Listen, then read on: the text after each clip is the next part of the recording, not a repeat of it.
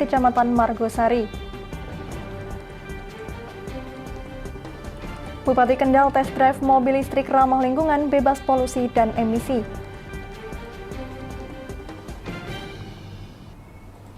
Selamat sore pemirsa, bersama saya Amanda Soraya, inilah Jateng hari ini.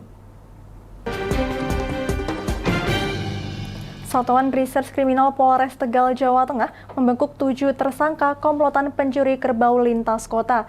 2 tersangka diantaranya merupakan bapak dan anak yang berperan sebagai eksekutor dan penadah hasil curian.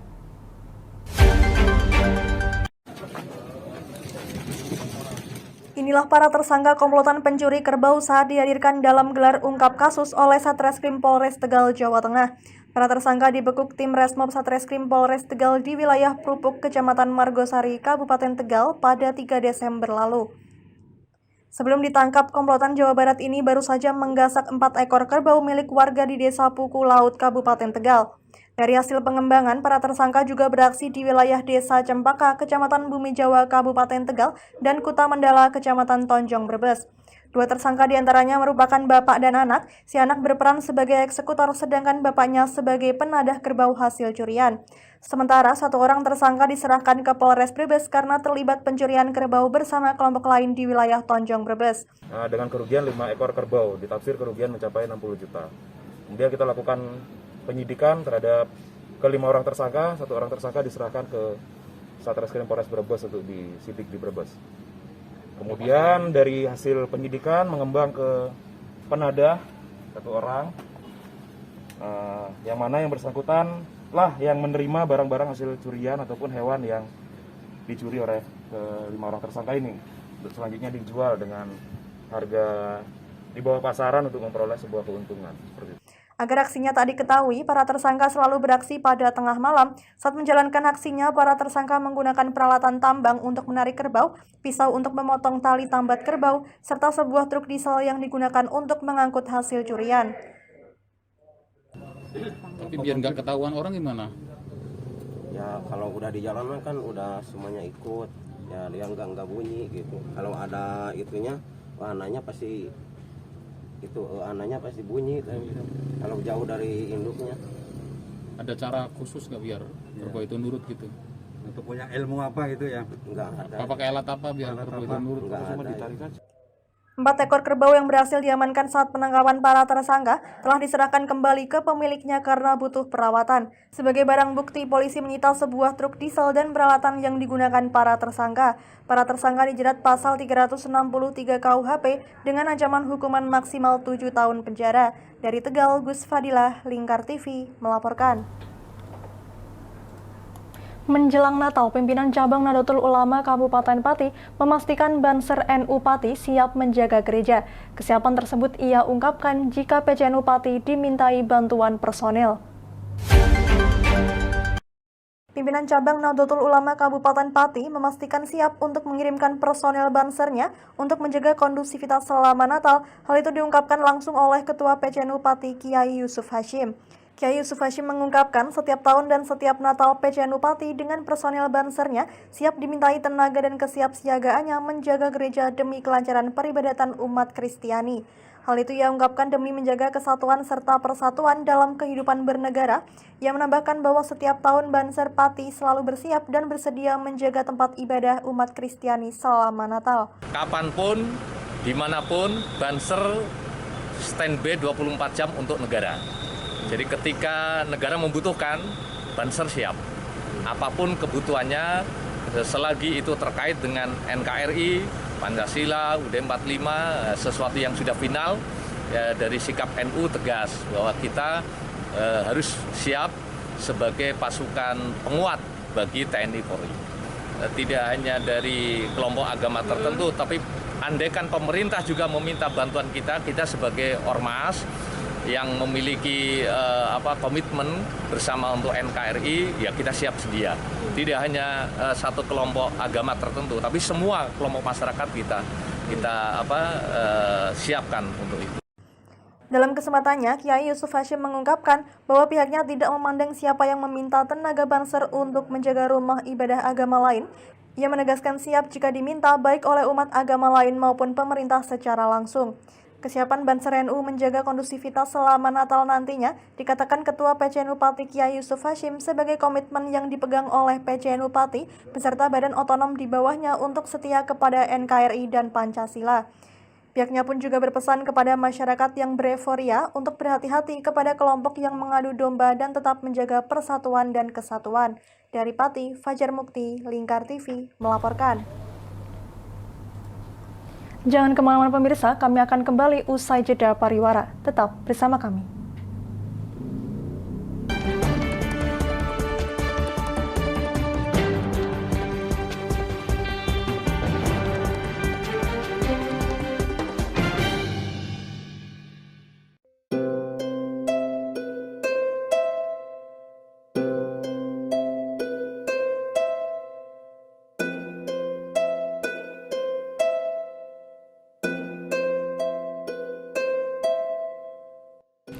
Wah iki yo siaran TV wah apik temenan.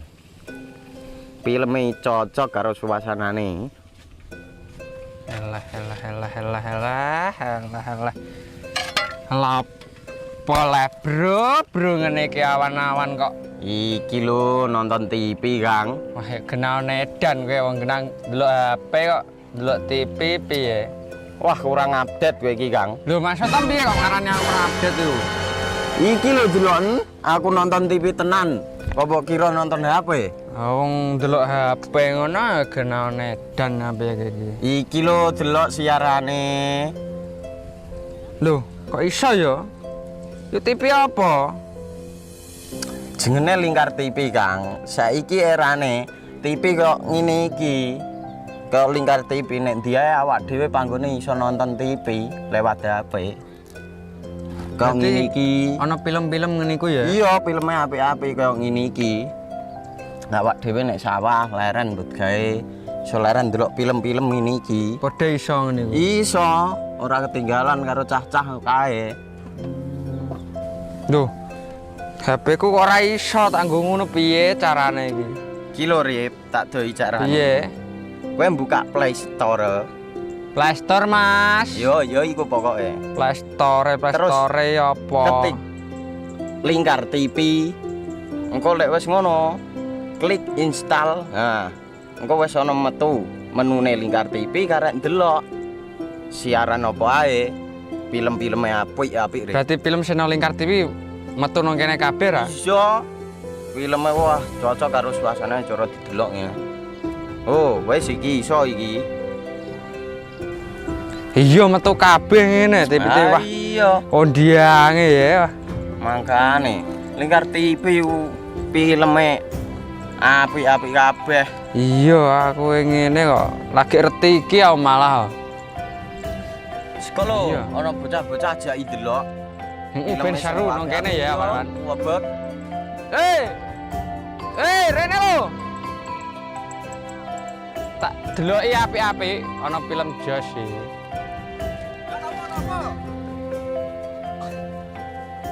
Rene go Rene. Oh iki lho tak deloki film nang Lingkar TV. Solutif dan terpercaya. Tonton siaran Lingkar TV melalui aplikasi Lingkar TV di Play Store. Dengan cara ketik Lingkar TV di pencarian Play Store,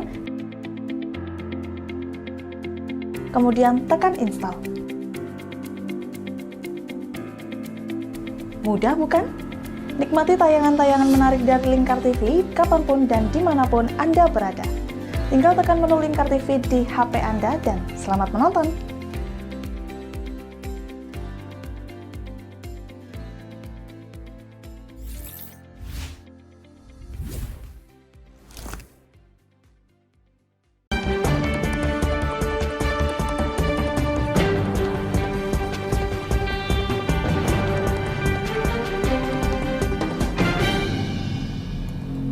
Anggaran normalisasi Sungai Juwana di Kabupaten Pati mengalami refocusing akibat pandemi COVID-19. Pemerintah Kabupaten Pati meminta perhatian pemerintah pusat agar normalisasi Sungai Juwana segera selesai. Anggaran normalisasi Sungai Juana Pati yang semula di angka 300 juta rupiah harus terkena refocusing akibat pandemi COVID-19 sebanyak 200 juta rupiah. Refocusing anggaran tersebut mengakibatkan anggaran normalisasi Sungai Juana hanya sebesar 100 juta rupiah. Pemerintah Kabupaten Pati saat ini sudah meminta perhatian kepada pemerintah pusat untuk segera menyelesaikan normalisasi Sungai Juana, sebab seperti diketahui Sungai Juana merupakan sungai yang menampung 26 anak sungai dan jika meluap dapat mengakibatkan banjir. Jika dilihat dari detail engineering design, normalisasi sungai setidaknya butuh anggaran 1,2 triliun rupiah. Jumlah anggaran tersebut tidak akan mampu ditanggung pemerintah Kabupaten Pati. Kalau normalisasi Sungai Juana sendiri ya belum selesai, belum tuntas. Karena tadinya 300 miliar, hanya kebagian 100 miliar, karena 200 miliar kena refocusing. Jadi itu. Jadi mudah-mudahan lah doakan semua. Sungai ini kan sungai BBWS. Jadi kita kadang-kadang memang ada program normalisasi, itu izinnya ke BBWS. Jadi kalau ditangani BBWS semua memang ya tidak mampu. Nah, kita tidak selama ini belum pernah ada pelimpahan sungai, termasuk Sungai Juana, sungai yang kemarin bikin Kedungklo ya, yang gelonggong sampai banjir kan Sungai Kedungklo. Kemudian sungai yang ada di dari Jaksa ini hampir semua itu kewenangan BBWS. Bupati Haryanto mengungkapkan jika normalisasi Sungai Juana tidak segera selesai, bukan tidak mungkin setiap tahun Kabupaten Pati akan terus dilanda oleh banjir. Ia mengaku saat ini pihak pemerintah Kabupaten Pati belum pernah menerima pelimpahan sungai manapun. Ia mengatakan kewenangan sungai seperti Sungai Juana, Sungai Kedungklo, Sungai dari Jaksa masih menjadi kewenangan BBWS. Akibat refocusing anggaran dari 300 juta rupiah menjadi 100 juta rupiah tersebut, normalisasi Sungai Juana belum terselesaikan sampai saat ini. Dari Pati, Fajar Mukti, Lingkar TV melaporkan. Usai membuka acara PLN Unit Layan Pelanggan Unit Pelaksana Pelayanan Pelanggan atau UP3 Jateng DIY di Pendopo Tumenggung Baurekso Kendal Rabu siang, Bupati Kendal Diko M. Ganinduto langsung melakukan tes drive mobil listrik bersama dengan manajer UP3 Jawa Tengah dalam rangka kampanye Electrifying Lifestyle penggunaan energi ramah lingkungan.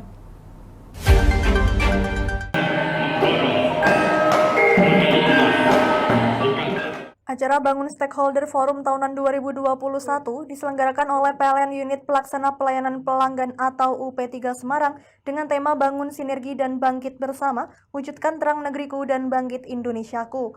Pada acara tersebut, PLN UP3 Semarang juga memberikan bantuan tambah daya gratis bagi pelanggan yang kurang mampu. Selain itu, PLN juga melayani pelanggan premium yang ada di Kabupaten Kendal. Bahkan seiring berkembangnya ekonomi, perusahaan makanan di kawasan ekonomi khusus nanti juga akan menjadi pelanggan premium bagi PLN. Bupati Kendal Diko M. Ganinduto dalam sambutannya mengatakan, akibat pandemi COVID-19 di Kendal banyak pengangguran dan angka kemiskinan meningkat. Untuk itu diharapkan PLN juga bisa membantu ambil peran dengan cara memberikan bantuan bagi warga kurang mampu dengan mengsubsidi atau menggratiskan tambah daya listrik bagi warga kurang mampu. Manajer PLN UP3 Semarang Erik Rossi Priyonugroho mengajak semua stakeholder untuk mewujudkan terang negeriku tangguh Indonesiaku dengan bersinergi maka semua yang diinginkan akan terwujud.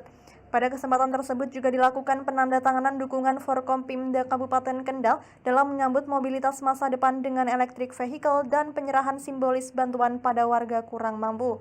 Bupati juga menyambut baik program plan mobil listrik maupun sepeda motor listrik dengan menggunakan mobil atau motor listrik akan membuat udara tetap bersih dan ramah lingkungan. Rencana pemerintah ini kan harus zero emission kan, energi terbarukan di tahun 2026. Jadi memang sudah waktunya kita mulai transisi. Jadi saya sempat tanya juga sama PLN, kalau saya pakai mobil listrik bisa nggak ditaruh di sini buat ngecharge-nya? Ternyata bisa gitu. Jadi menjadi pertimbangan. Mudah-mudahan ini juga ikhtiar kita menunjukkan kepada masyarakat bahwa yang ini yang harus kita lakukan sekarang. Minimal yang sepeda motor listriknya ini yang sudah harus diperbanyak lagi. Jadi di lingkungan pemerintah Kendal ini bisa menunjukkan bahwa ini yang harus kita transformasikan ke depan.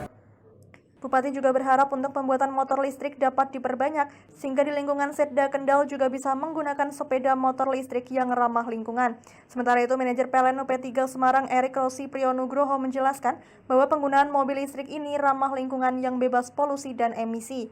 Melalui kegiatan Electric Vehicle Roadshow, kendaraan listrik dapat digunakan dalam keperluan sehari-hari dan berharap PLN dan pemerintah Kabupaten Kendal terus bersinergi dalam rangka mendukung penggunaan energi ramah lingkungan. Dari Kendal, Muhammad Arya, Lingkar TV, melaporkan.